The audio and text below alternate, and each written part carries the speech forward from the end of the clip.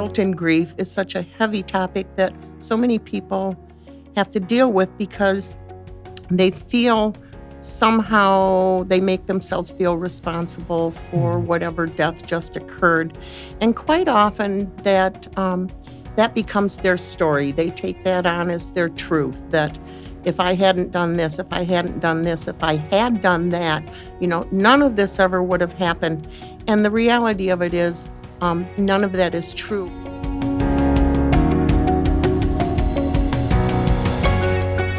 Welcome, everyone, to podcast number 192, Renew Your Mind. With us today, we have Senior Pastor Paul Gruenberg. We have Youth and Family Director / Contemporary Praise Band Leader Julie Kettlewell. We have retired Pastor Barry Sweet. We have Pastor Jeremy Touroo. And we have myself, Dana Hall, as the moderator, and our very special guest, Julie Kettlewell, who is a grief counselor, educator. And we're going to have her pick up right where we left off on our last podcast about battling guilt and grief. And I think she had a couple points she wanted to make sure she hit because we didn't cut her off, but I kind of cut her off. No. We got long-winded in some other aspects of it. So anyway, Julie? Okay, thank you, Dana.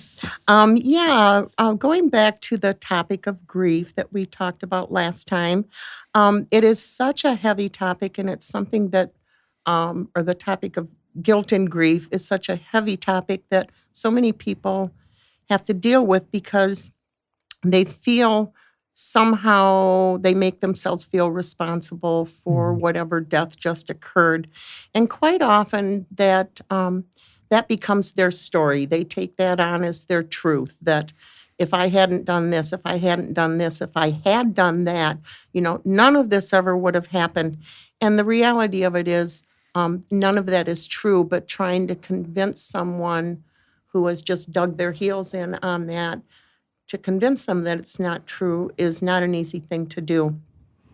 And, we need to understand, first of all, that, there's these three lanes in grief. We've got the griever in one lane, and we've got the person, the facilitator or support person there in another lane, and we've got God in this lane. And you just can't be crossing over. And so when you start talking about guilt, and what if, and if I hadn't done this, and if I'd only done this, and if I'd been a better parent or a sister, brother, or daughter, or son, this never would have happened. Well, you know what? Now you're into God's lane, and you need to stay out of there because you can't use that as a basis for resolving your guilt because that doesn't fly. It's a control thing by plugging these things into your story that make you responsible. You want to know that you had some control, but you didn't. And feeling guilty is so much easier than feeling helpless. And that's the key right there. So as counselors and therapists and support facilitators, their goal is to try to pull that person out of that guilt mentality so that they can begin to heal. And there are tools that we talked about last time that can be used that takes some practice, but a lot of it is you need to be patient with the person who is telling this guilt story because they're not going to let go of it easily. And so when you finally get to the point that, you've maybe made some headway with them, quite often you might ask, well, okay, but where would you be without your story? How would the world look different? How would that scenario look different? What if you just for a minute let go of that story and we look at other things that surrounded that? Okay, when you start to bring that reality into where they had been creating their own reality to deal with the grief, in which we all know grief can be just devastating and numbing. So when you bring them out of that mentality into what is real, that's when some real healing begins. And the whole goal of grief education and grief support and bereavement support is to help people heal from grief, because we can't fix it. We can't cure it. Grief is for life. But we need to help them heal from it so that they can become, once again, a, a healthy member of society, and that they can deal with their own grief in a healthy way, and take care of what they need to take care of themselves, number one. And so grief is a place where we hide for a while until we feel healthy enough mentally, physically, emotionally to step back out into the world. There was a man by the name of John Shedd. He lived back around the turn of the last century, and I believe he was a writer. And I don't know, he may have been a teacher also, I'm not sure. But he once said that a ship is always safe in harbor, but that's not what it was built for. Right. We are not built to stay at home and under the covers and pretend that the world doesn't exist. We are built to be out there, be part of this society, and be healthy and happy in doing that. And grief support is such a huge part of that. So you ask that person, ask yourself, where would you be without your story? And then you start to change that story for them little by little until they see the reality and what the truth is. And that takes time. It's just not something that you can jump right into with anybody. But once that healing begins, and releasing that guilt affects so many other components in your life. And one component I want to talk about is your spiritual life. Because as we talked about briefly in one other podcast, quite often when a death occurs, people, maybe skip out of their own lane a little bit and they start just railing at God, and it's God's fault, and why did he do this? And I'm so mad at him, and I'm not talking to him anymore, And I know that sounds very kind of glib, a little bit flip, but that's the mentality a lot of people have. And you can't blame them, because we, as Christians, believe that God is in control.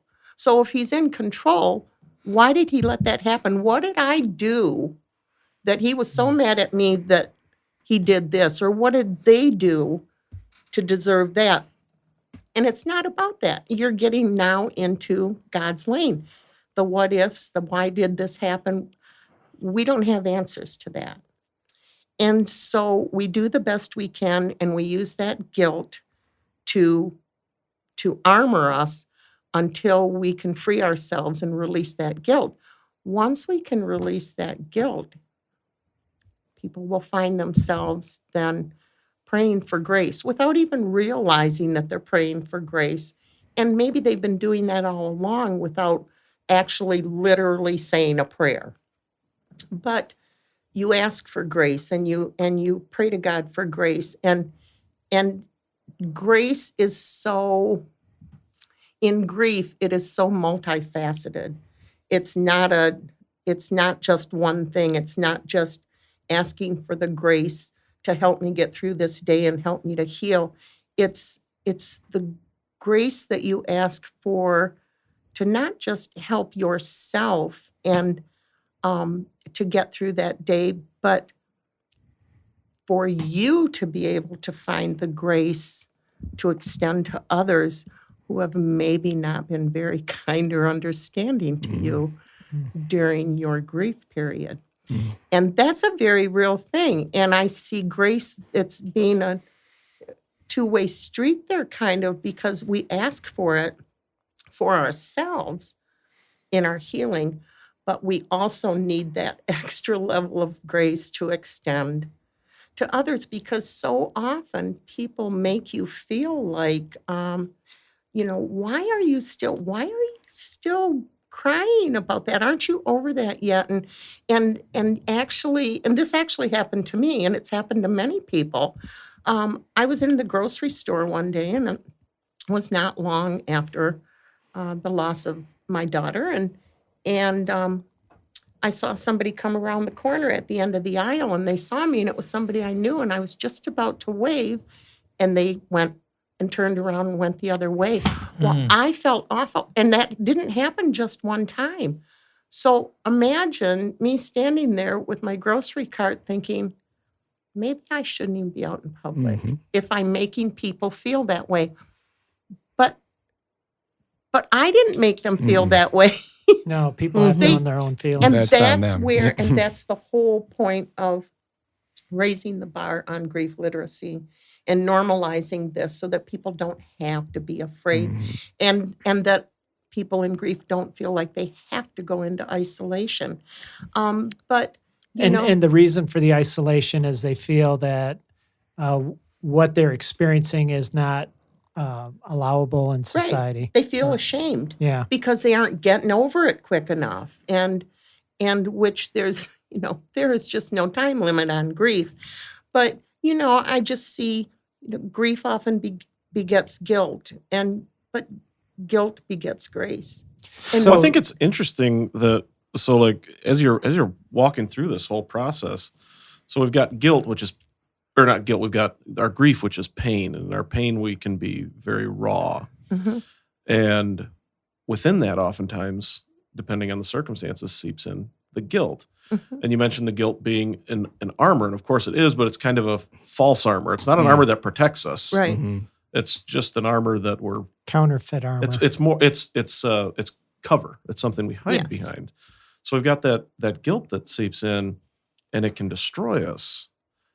And the only way through that is to be seeking out that grace, because within the guilt, then we have those moments like That's hope right. where we start feeling ashamed. That's right. And two of Satan's greatest weapons against us are guilt and shame. He wants to put us in a place of guilt and shame, because where guilt and shame takes us is to isolation, That's right. to anger at God, to isolation from our church family, to from isolation from the body of Christ.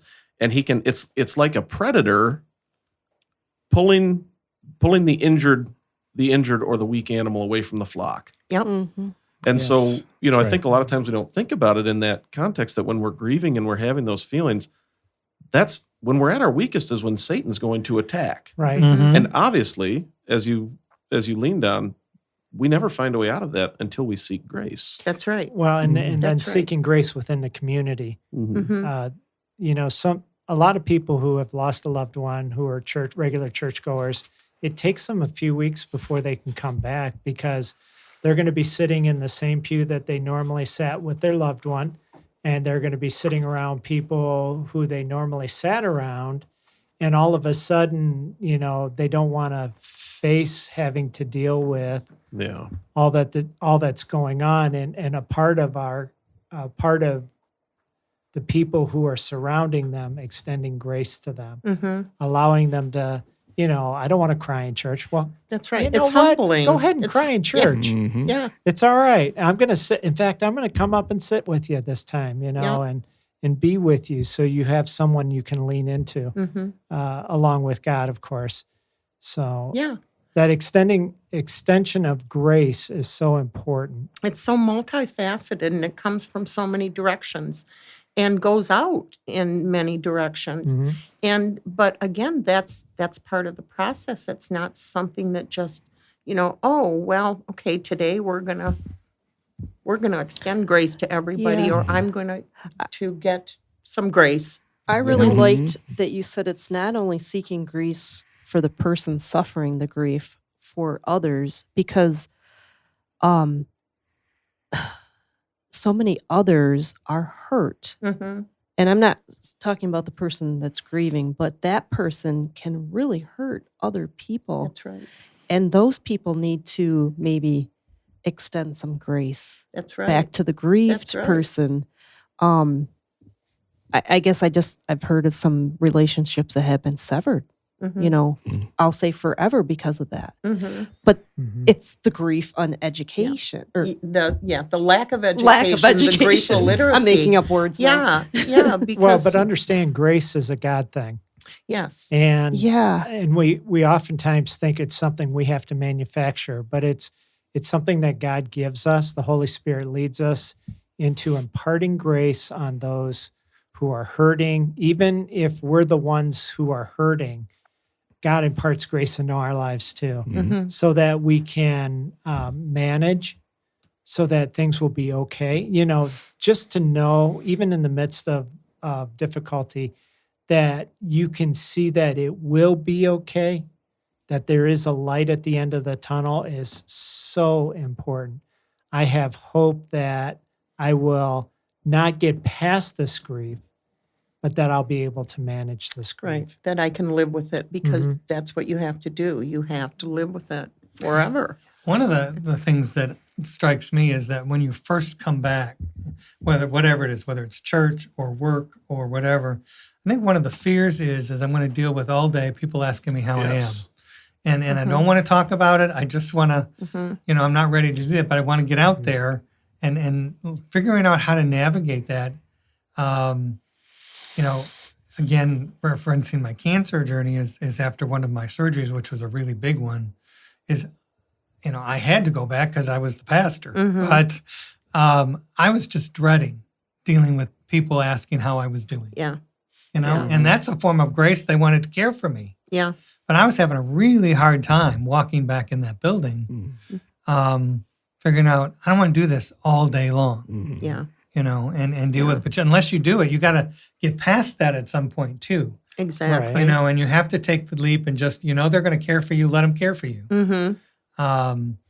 And then you're past that initial thing. So sometimes you just have to do some self-talk. Right, right. Because, especially when you're really not ready to get back out there, but you have to be, and people always want to, how are you? And like And you're they're saying, just caring on you. and then, Right. yeah, loving on and you. then you feel like, okay, what lie am I going to tell today? And then you feel bad about, Yeah.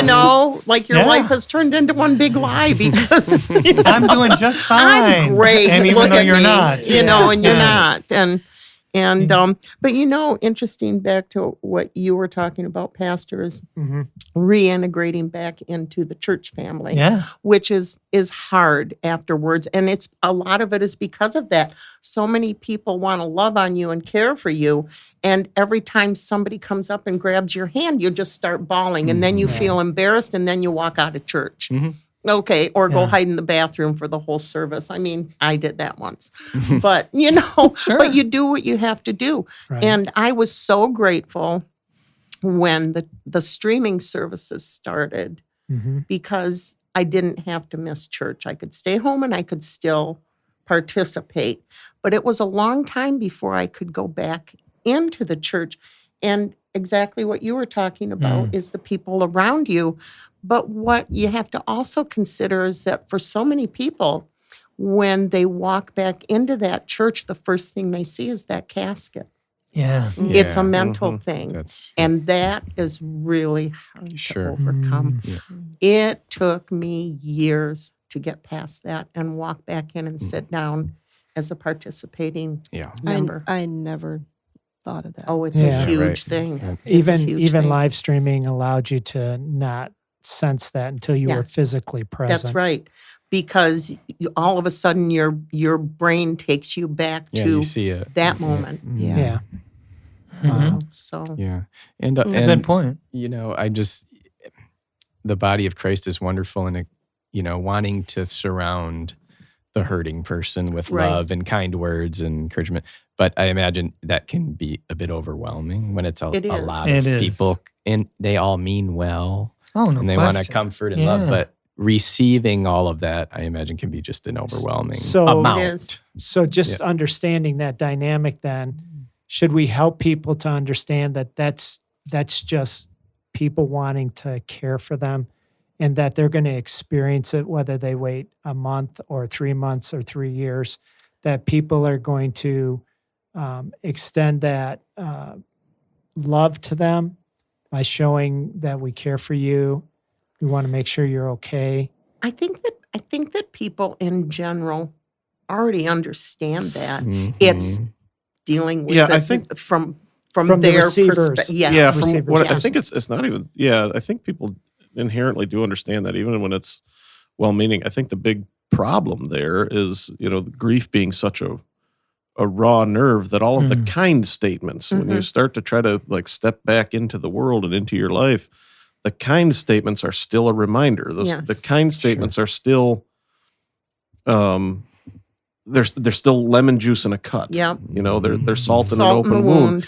Even though they're all in love, Right. it's still just a reminder of like, it's a, the thing happened. Hey, did you remember that the thing happened? Yeah. Hey, do you remember this thing that happened? Hey, do you remember this thing? Yeah. I mean, all day. Yeah. And, Like, do you it's- think I forgot? Right. Yeah. And nobody means it that No, they way. don't. But from the receiver, Yeah. that's it's just a constant, So never-ending then- stream of reminders. So then an educational point for people who are listening today is to understand how the receiver is receiving things as much as you can. And Right. to not Right. necessarily bring up the specific cause of the guilt, not guilt, but the grief, and just be present. Mhm. Mhm. Well, and that can be such a multifaceted thing too, because it's like you don't want people to not extend their Right. sympathy and condolences, yeah. but you don't want them to feel guilty about, oh no, I made her cry. Okay, so then people are back to the grocery store, afraid to approach. Right. Mhm. Because they don't know what to expect. Is she going to start crying right here in front of everybody? Probably.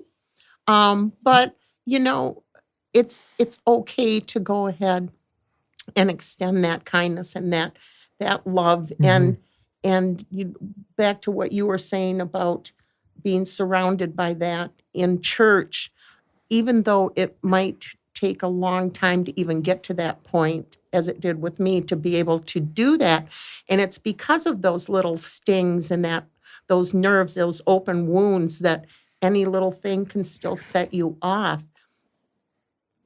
The reason you end up going back is because it shows that you're healing and you're ready to receive that without just turning into a puddle on the floor. Right. So, you don't want to discourage anyone from showing their compassion and their love. We don't want that to ever stop. And that's such a comfort, even if you don't see the person in grief coming back to receive more of what you have to give. It's a them. time thing. It is all timing, and you can't force it. And with the person that you started to say, talk about, I said something about people see the casket, or it brings back that whole day, and so when you're counseling that person, to tell them, just try to let go of that. Let's see what, that's not something you can really teach somebody how to do. They will eventually. Right. It took years for me, Right. but, and you just can't, it's something that you can't press. They will come back when they're ready. And again, thank God for the streaming. Thank God for the It's- streaming and cards. and cards. And we're hopefully starting a bereavement group here at Gaylord Methodist Church, Right. where we'll have some people that will be making phone calls, sending out cards. Can I pick up some groceries for you? Can I do this? Can I do? Practical. Yes, for hopefully that will be something that this group can carry on for I months. wonder about one thought I had too is like when you're trying to re-enter, is if there's someone you trust, maybe from a bereavement group or a close friend, offering to go with them the first time. That's what I was Mhm. so they don't wondering, have too. to navigate Yeah. that alone. Yeah. And if you get overwhelmed, you have a Bodyguard. word or a bodyguard Yeah. or something where you You can see just that say, with Someone to run the mothers and- cart for you. Yeah. yeah, or Yeah. whatever, is Yeah. that, you can control it as much as you can control it, but when it gets to the point you can't do that anymore, Mhm. that person helps you get through that event. That's right. That's That's a great right. idea. Yeah. And also what is a huge part of the healing, and I think this is doesn't just apply to grief. I think this applies to, in general, as church-going Christians, that nobody should ever feel bad about crying in church. Church is a very emotional thing. And it Yeah, should be. and it should be. Absolutely. And so I Mhm. just wanted to kind of make a point of that too, because, for anybody that's suffering in grief and they go to church and start crying, well, then cry. Yeah. Nobody around you is judging you. Right. Well, or they shouldn't be, but no one is, Right. because everybody's probably been in that same position. Mm. And so you cry, you wipe your tears, and you stand up and sing the next song.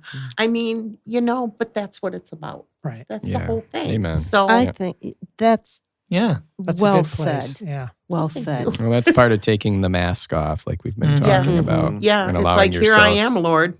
Absolutely. Yeah. Amen. So, Well, let's end it on that note. That was beautiful. all right. So, Mhm. well, thank you, Julie, for joining us. Yes. Well, you're Thank welcome. you. We're so unfortunately we're going to have to call you back in here because Oh. we didn't get through everything. We didn't so get to gratitude. Mhm. My no, favorite it'll be subject. fortunate for us. So we really Yeah. hope our listeners enjoyed, and I know they learned a lot.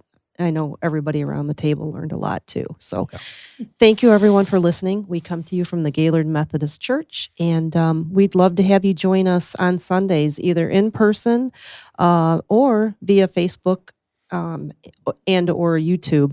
We have a traditional service at 9 a.m. and a contemporary at 10:45 a.m. We also have 2 Wednesday services, second and fourth Wednesdays at 7:15 p.m. So if you need any other information about the Gaylord Methodist Church, you can Google us. You can call the office, 989-732-5380. And we're located at 215 South Center Center Street. Avenue. I was going to say South Church Street, but nope. South Center Street in Gaylord, Michigan. So thanks everyone for joining us, and we hope you come back and listen to our next podcast.